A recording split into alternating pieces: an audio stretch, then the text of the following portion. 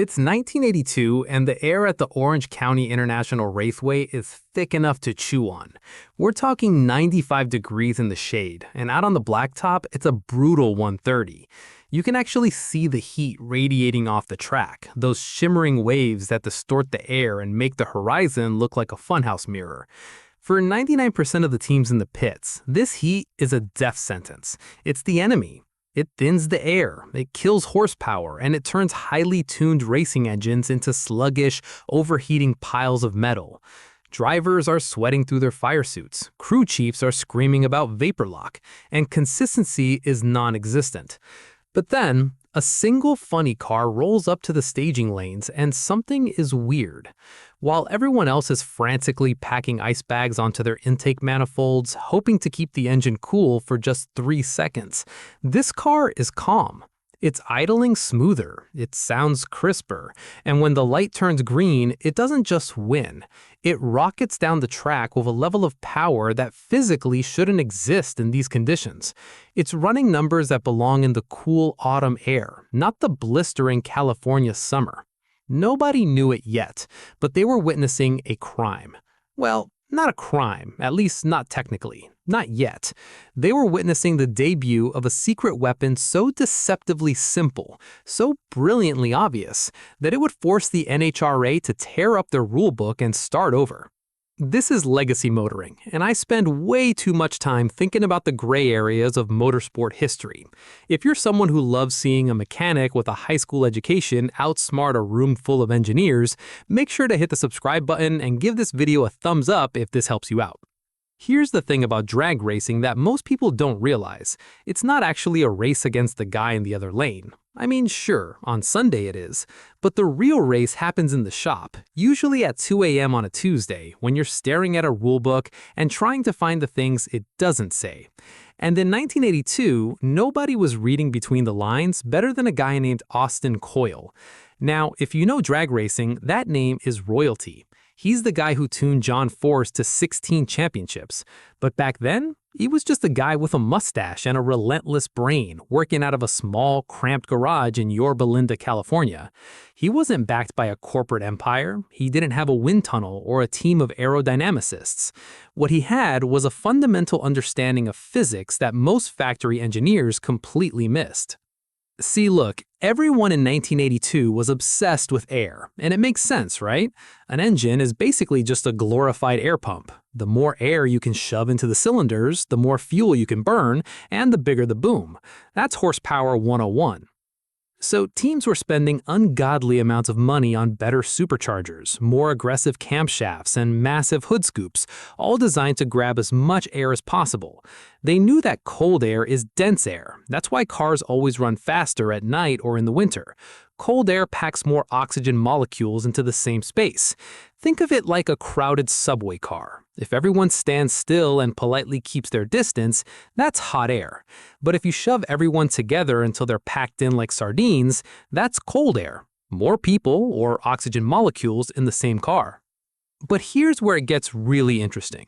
While everyone was fighting for cooler air, Austin Coil asked a question that was so simple it was almost stupid. He looked at the fuel system and thought, if cooler air makes more power because it's denser, what about cooler fuel? Now, you might be thinking, wait, does fuel density really change that much with temperature? The answer is yes. And when you're dealing with nitromethane, the answer is a terrifyingly loud yes. Nitromethane isn't like the gas you put in your Honda. It's a nasty, volatile, beautiful chemical that brings its own oxygen to the party. But like any fluid, it expands when it gets hot. And in 1982, fuel got hot. These cars would sit in the staging lanes for 20, 30 minutes, baking in the sun. The fuel in the tank would creep up to 100, 110, maybe 120 degrees Fahrenheit. When liquid gets hot, it expands. It becomes less dense. So imagine your fuel pump is a turnstile at a stadium. It lets one person through at a time. If the people are hot and expanding, taking up a lot of personal space, maybe you only get 10 people through that turnstile in a minute. But if you freeze them, figuratively speaking, and they shrink down, suddenly they take up less space. You can shove 15 or 20 people through that same turnstile in the same amount of time. That's exactly what happens with fuel molecules. The volume, the amount of liquid flowing through the line, stays the same because the fuel pump is mechanical. It spins at the same speed.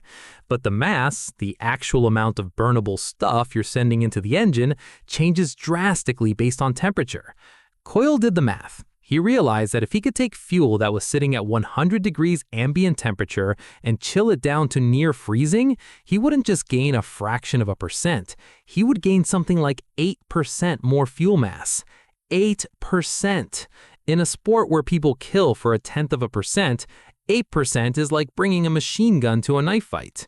And the best part? He didn't have to change the fuel pump. He didn't have to change the jets. He didn't have to touch the supercharger. He just had to make the fuel cold. But having the idea is one thing. Building it without getting caught, or at least building it in a way that looks legal, is a whole different art form. You have to remember, the NHRA rulebook in the early 80s was a lot thinner than it is today.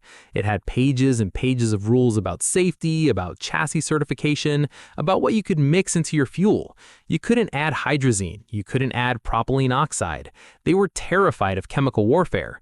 But Coil scoured that book from front to back, and he realized something incredible. There was not a single sentence, not one word that specified what temperature the fuel had to be. It was the perfect loophole. It wasn't a great area, it was a gaping hole in the regulations. So Coil went to work. He didn't go to a high-tech fabrication shop, he went to a hardware store. He bought some aluminum sheeting, some insulation, and about 20 feet of stainless steel braided hose. He built a box. It wasn't pretty, it wasn't aerodynamic, and it certainly didn't look like high-tech racing equipment. It looked like a cooler you'd take to a tailgate party, except it was welded aluminum and mounted right in front of the fuel tank. The design was deceptively simple. The fuel would leave the tank, which was hot.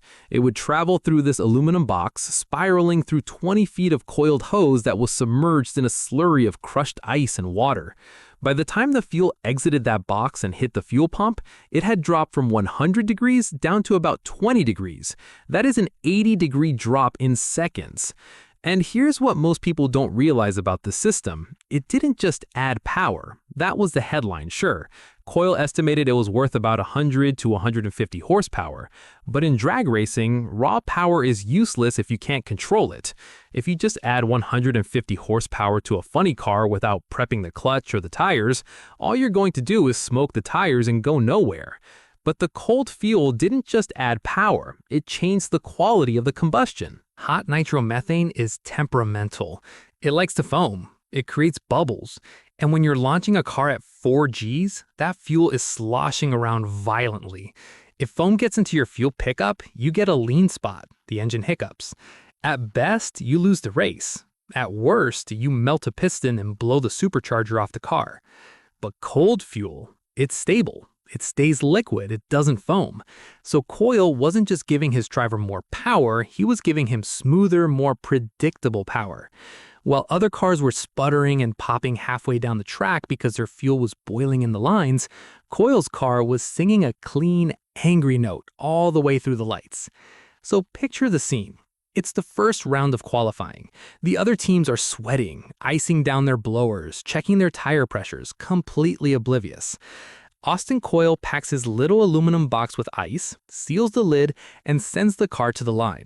The engine fires up, the idle is crisp, the car stages, the tree comes down, and in less than 6 seconds, the entire pit area is about to wake up to a new reality. They were fighting a war with sticks and stones, and Austin Coil had just figured out how to split the atom. The numbers on the scoreboard didn't make sense. In drag racing, everyone knows what a good run looks like for the conditions. If the track is 130 degrees, you expect a certain amount of tire spin. You expect the clutch to slip a little more. You expect the elapsed time, the ET, to be maybe a tenth or two slower than usual. It's simple physics. But Coil's car, it ran a number that looked like it was printed in October, not the middle of a California heat wave. It was fast, sure, but more importantly, it was consistent. And that is the magic word. In drag racing, being fast is great, but being consistent is how you win championships. If you can run a 5.90, then a 5.91, then a 5.90 again, you are unbeatable. Most funny cars in 1982 were erratic. One run they'd go 6.0, the next they'd smoke the tires and run a 6.5, and the next they'd blow up. But Coil's car was like a bracket racer. It was a metronome, and that terrified everyone. Now, you have to understand the culture of the pits. It's a small world. Everyone is watching everyone else. If a crew chief changes a spark plug brand, 3 other teams know about it within 10 minutes. So when Austin Coil's guys started dragging bags of ice over to the car after the intake manifold was already cool, eyebrows went up. People started whispering, "What are they doing with that ice? Why are they opening that aluminum box near the fuel tank?" At first, people thought it was an intercooler for the transmission fluid, or maybe some weird ballast trick. But then the smart guys, the other innovators like Dale Armstrong or Lee Beard, they started putting 2 and 2 together. They saw the condensation on the fuel lines, they saw the frost forming on the fuel pump, and suddenly the light bulb went on. He's cooling the fuel. It was one of those facepalm moments for the rest of the field. It was so obvious. Why hadn't they thought of it? But while they were kicking themselves, they were also scrambling to the hardware store. This is the beauty of grassroots racing innovation. If a Formula One team comes up with a new front wing, it takes millions of dollars and months of wind tunnel time to copy it. But an aluminum box filled with ice? You can build that in a hotel parking lot with a welding torch and a hacksaw. And that is exactly what happened.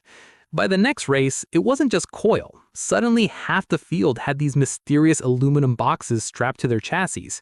It became the thing of 1982. It started an arms race. But here is the problem with copying an innovator. Usually, by the time you figure out what they're doing, they have already moved on to version 2.0. See, while everyone else was busy welding up simple ice boxes, Coil was already optimizing. He realized that the ice-water slurry was good, it got the fuel down to about 32 degrees Fahrenheit, but he wanted colder, he wanted Arctic. So he went back to basic chemistry. What happens when you add rock salt to ice? The freezing point drops. You can get temperatures way below 32 degrees. So Coil started mixing rock salt into his slurry. Now his fuel was hitting the pump at maybe 10 degrees or even 0 degrees Fahrenheit. Then he thought, why stop at the box? The fuel still has to travel from the pump to the engine. In that short distance, it can pick up heat from the engine block, from the headers, from the ambient air. So he insulated the lines. He added a secondary cooling circuit that chilled the fuel rails themselves. Those are the metal tubes that hold the fuel right before it goes into the injectors. He was obsessed. He was chasing every single BTU of heat and eliminating it. Here's where it gets really interesting technically. The fuel cooling didn't just increase density, it changed the way the engine behaved during the run. A drag race isn't a steady state. You launch at idle, and within less than a second, the engine is screaming at 8,000 RPM. The fuel demand skyrockets. In a normal system, as the fuel flows faster, it can get turbulent, it can cavitate. But the cold, dense fuel resisted cavitation. It flowed smoother. This meant Coil could run his engine leaner without burning it up. In a nitro engine, you usually run it extremely rich, dumping way more fuel than you can burn just to keep the aluminum parts from melting. The extra fuel acts like a coolant inside the cylinder. But because Coil's fuel was entering the cylinders so cold, it was already doing the cooling job before it even ignited. This allowed him to lean out the mixture slightly, which makes even more power, without melting the pistons. It was a virtuous cycle. Cold fuel allowed for a leaner tune, which made more power, which made the car faster, which put more load on the engine, which the cold fuel helped manage. It was brilliant. But of course, success breeds contempt. The teams that couldn't figure it out or didn't have the budget to rebuild their entire fuel system mid-season started to complain. And where do racers go when they're losing? They go to the trailer, the NHRA technical trailer. The argument started flying. It's unsafe, one team owner shouted. What if that fuel line bursts? You're spraying ice-cold fuel onto a hot engine. Which, ironically, is safer than spraying hot fuel. But logic rarely wins in a shouting match. Another argued, it's against the spirit of the rules. The fuel is supposed to be ambient. This is a phrase you hear a lot in racing, the spirit of the rules. It's the last refuge of the guy who just got outsmarted. The rulebook is black and white. It's physics. It's ink on paper. The spirit is whatever the loser wishes the rules said. Austin Coil didn't care about the spirit. He cared about the text, and the text said nothing. So the NHRA officials were in a bind. They looked at Coil, they looked at the rulebook, they looked back at Coil, and they had to shrug. It's legal, they said. For now. That "for now" is the scariest phrase in motorsport. It means the clock is ticking. Coil knew he was on borrowed time. He knew eventually the NHRA would ban it. They always do. If you find an advantage that costs money to replicate and makes the cars go too fast, they will kill it. It's the cycle of life in racing.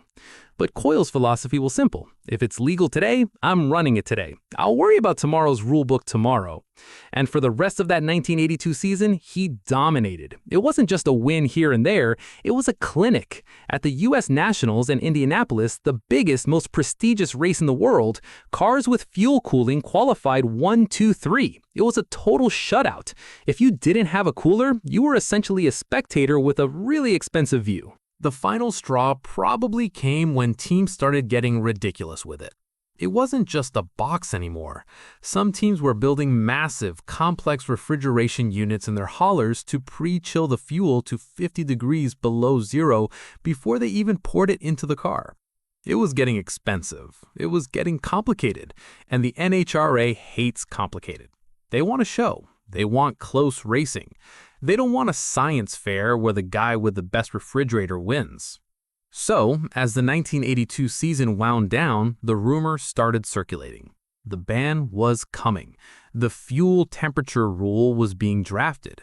Most crew chiefs would be devastated. They would be angry. They would threaten to quit.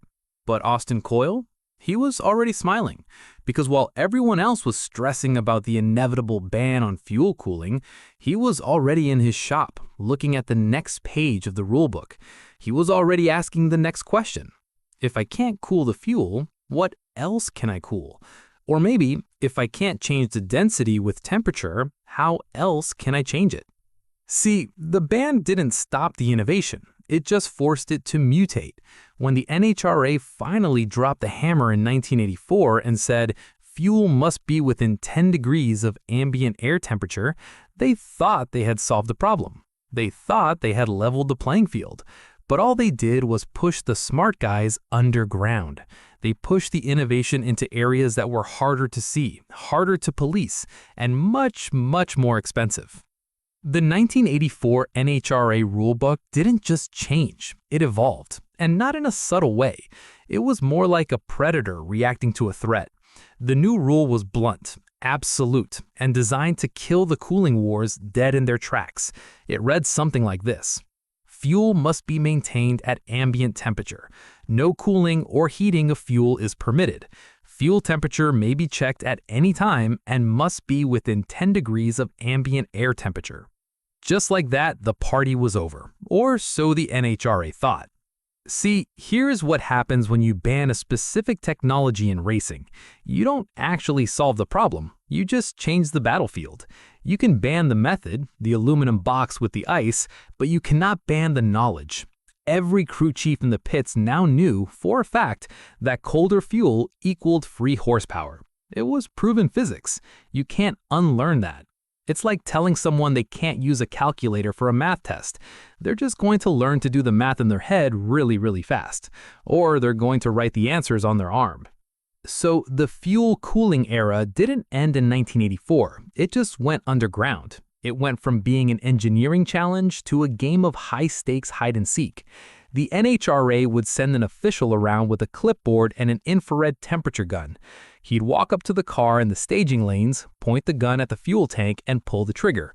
If it read 85 degrees and the air was 90, you were good. If it read 60 degrees, you were disqualified. But racers are, by nature, professional liars. I say that with the utmost respect. If you aren't bending the truth in racing, you aren't trying hard enough. So the game became, how do we fool the temp gun? Or how do we cool the fuel without looking like we're cooling the fuel? The first trick was purely passive. Teams started painting their fuel tanks white. It sounds simple, almost stupid, but white reflects sunlight. Black absorbs it. A black aluminum tank sitting in the California sun can hit 140 degrees easily. A white one might stay at 110. That's a 30-degree difference just from paint. It wasn't the 80-degree drop of the icebox, but it was legal, and it was better than nothing. Then came the gold foil era. You might remember seeing pictures of the McLaren F1 engine bay lined with gold leaf. Well, drag racers did the same thing. They wrapped their fuel lines, their tanks, even the bottom of the intake manifold in gold or silver heat shielding. It looked like a baked potato wrapped in tinfoil, but it worked. It kept the radiant heat from the asphalt and the headers away from the fuel. But then things got creative. Some teams would accidentally spill things on their fuel tanks. You'd see a crew member walking by with a cooler of water or a rag soaked in something that evaporated really quickly, like alcohol or even Freon, and oops, he bumped into the car. The liquid hits the tank, evaporates instantly, and takes a bunch of heat with it. By the time the official walks over with his temp gun 2 minutes later, the tank is surprisingly cool to the touch. Must be the wind, the crew chief would say with a straight face. There were rumors of teams using dry ice packed into the frame rails of the chassis, right next to the fuel lines. The rules said you couldn't cool the fuel, but it didn't say you couldn't cool the chassis. If the fuel line just happened to run next to a super chilled steel tube, well, that's just a packaging coincidence, right? This is the cat and mouse game that defines modern motorsport. The rulebook is a living document. It grows every year, usually because someone like Austin Coil found a loophole the year before. The 1984 ban was the first time the NHRA really had to police something invisible. Before that, cheating was usually mechanical. An engine that was too big, a wing that was too high, you could measure it with a tape measure. But temperature? That changes by the second. It changes if a cloud goes over the sun. It changes if the wind blows. The officials were chasing a ghost. And while all this was happening, Austin Coil was watching. He didn't get involved in the petty cheating. He wasn't interested in spraying Freon on a fuel tank. That was amateur hour. He was interested in systemic advantages. If he couldn't cool the fuel, he would find another way to get that density back. He started looking at aerodynamics. Not the aerodynamics of the car body, though that was important, but the aerodynamics of the air intake. If he couldn't make the fuel denser, maybe he could make the air denser. He started playing with the shape of the injector hat, the big scoop on top of the engine. He realized that by changing the angle of the butterflies, the blades that open to let air in, he could create a high pressure zone right at the inlet. It was a primitive form of ram air induction. He was force-feeding the engine air, pressurizing it before it even hit the supercharger. This is what separated Coil from the rest of the pack. When the fuel cooling ban hit, 90% of the team spent the next 2 years trying to claw back that specific advantage. They were fighting yesterday's war. They were obsessed with getting their cold fuel back. Coil just shrugged and said, "Okay, that door's closed. Where's the next open window?" He moved on to the clutch. In a funny car, the clutch is everything. It's not just an on-off switch like in your street car. It's a complex multi-disc device that slips intentionally. It has to manage 3,000, at the time, horsepower and feed it to the tires without breaking them loose. Coil realized that if he could control the clutch slip more precisely, he could apply that power more effectively. He started experimenting with different friction materials, different weights on the clutch fingers, and different timing curves. While other teams were sneaking bags of ice into the staging lanes, Coil was in the pits with a grinder and a scale, modifying clutch weights. And guess what? He found more consistency in the clutch than he ever found in the fuel tank. The fuel cooling gave him horsepower, but the clutch management gave him control. And in drag racing, control is speed. But let's talk about the dark side of this era for a second. Because when you ban a safe mechanical way to make power, like cooling, racers sometimes turn to unsafe chemical ways. With the icebox gone, some teams started experimenting with fuel additives. Nasty stuff. Propylene oxide, hydrazine, stuff that is essentially rocket fuel. These chemicals carry their own oxygen, just like nitro, but they are far more unstable. Hydrazine, for example, is incredibly toxic and can explode if you look at it wrong. The logic was, if I can't make the fuel dense with cold, I'll make it dense with energy. They were spiking the fuel. The NHRA had to start testing fuel samples. not just for specific gravity, which tells you the percentage of nitro, but for foreign substances. They had to bring in gas chromatographs, lab equipment, to the track. The pits turned into a chemistry lab. Crew chiefs were wearing rubber gloves and respirators, mixing special blends in the back of the trailer. It was dangerous, it was expensive, and it was all a direct result of the ban. This is the unintended consequence of regulation. When you stop engineers from solving a problem in a simple, safe way, cooling, they will solve it in a complex, dangerous way, chemistry. The NHRA eventually clamped down on this too, banning almost every additive under the sun. They created a spec fuel rule, where everyone had to buy their nitromethane from the same supplier at the track. No more bringing your own barrels, no more secret sauce. By 1985, the fuel wars were mostly over. The sport had settled into a new normal. The cars were still fast, faster actually because of aerodynamic and clutch improvements, but the Wild West days of temperature manipulation were gone. But the legacy of that little aluminum box remained. It changed the psychology of the sport. Before Coil, most teams read the rulebook to see what they couldn't do. After Coil, everyone started reading it to see what it didn't say. The Coil mindset became the gold standard. John Force, the driver who would become the most successful in history, saw this. He was a struggling privateer at the time. He was broke, his cars were on fire half the time, and he couldn't win a race to save his life.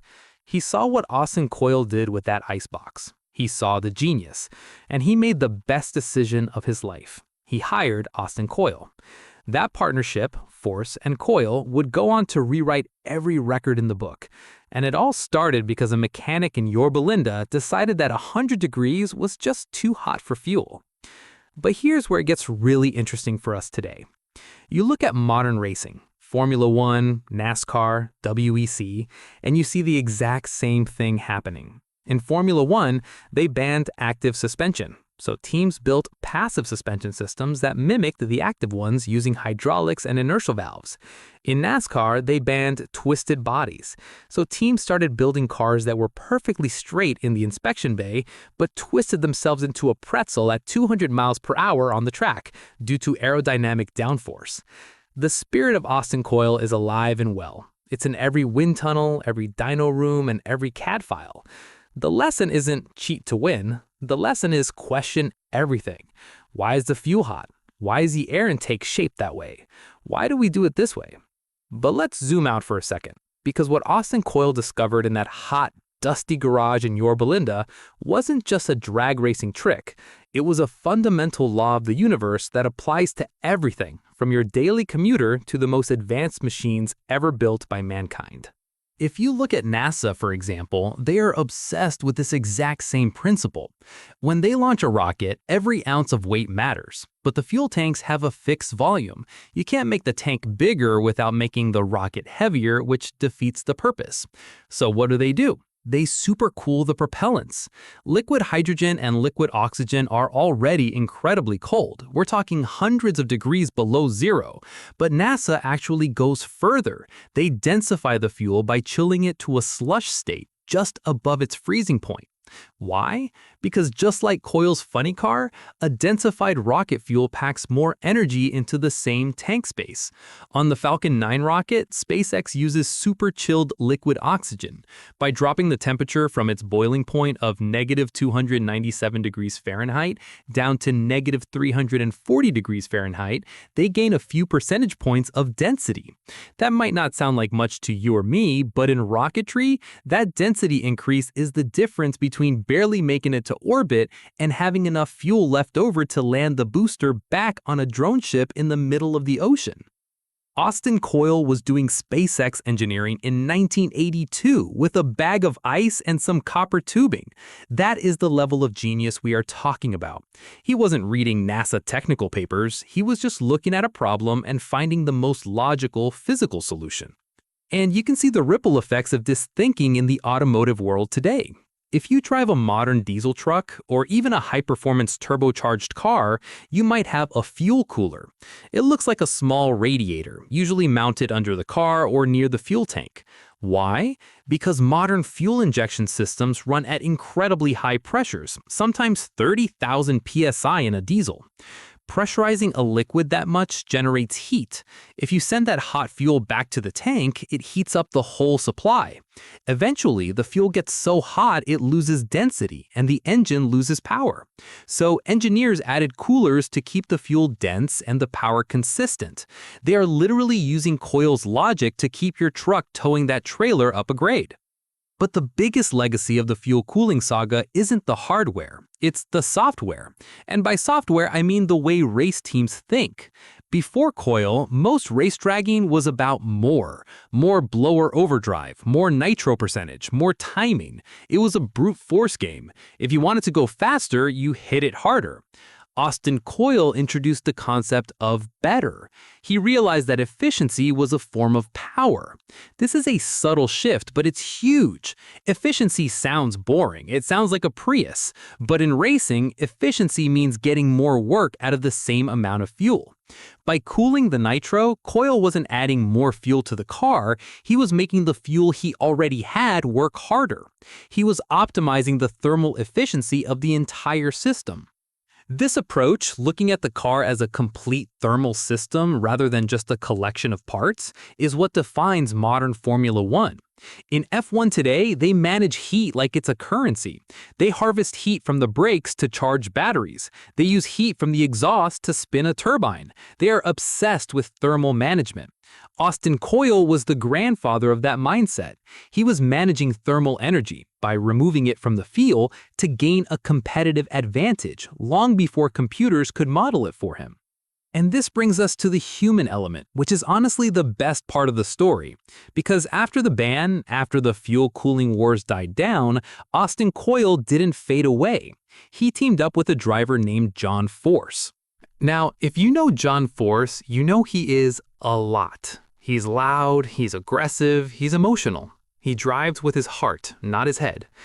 In the mid-80s, Force was a spectacular loser. He broke parts, he crashed cars, and he was arguably the worst-funded, most chaotic team on the tour. But he had talent. He just needed a brain. Austin Coil became that brain, and he applied the same logic to John Force that he applied to the fuel system. He looked at Force and said, okay, this driver is a high-energy, volatile variable, just like hot nitromethane. He's unpredictable. How do I cool him down? How do I make him dense and consistent?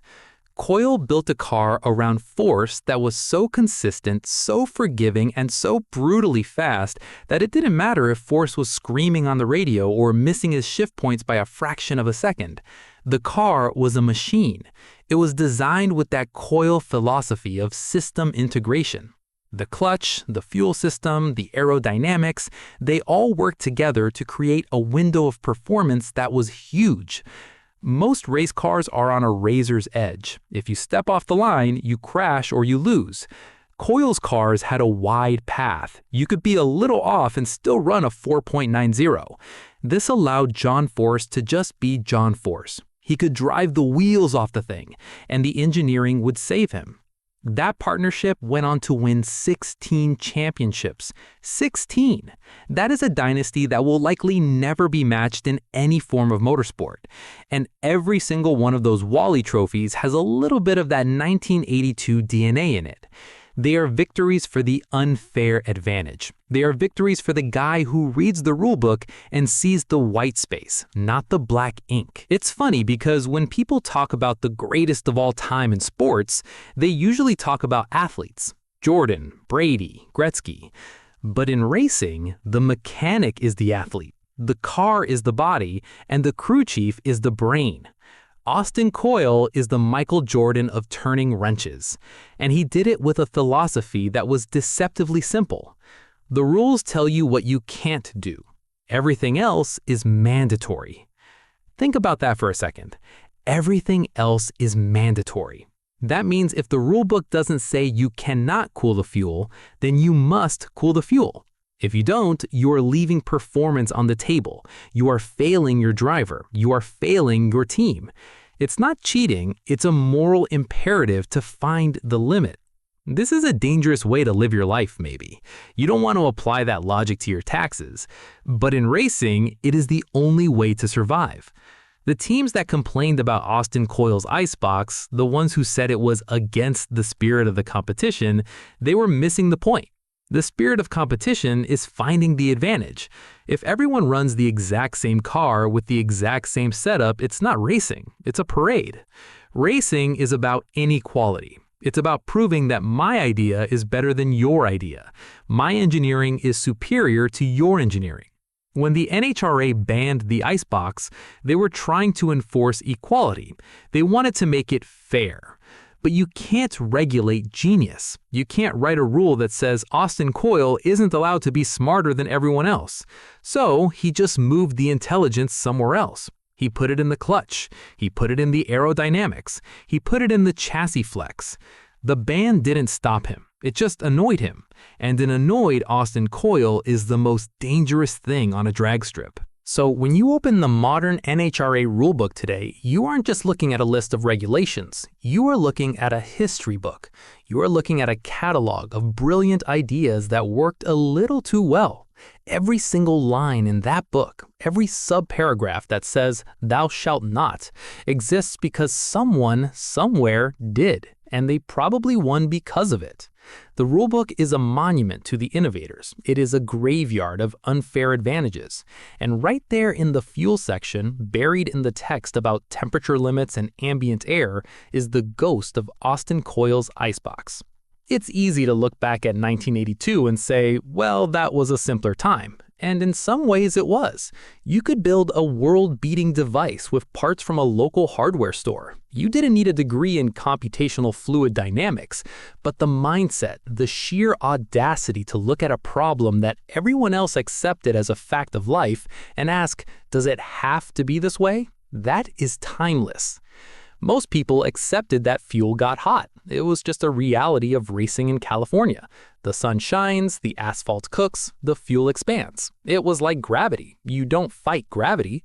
But Austin Coil didn't accept it. He treated heat like an opponent. He treated the laws of physics not as a limitation, but as a puzzle to be solved.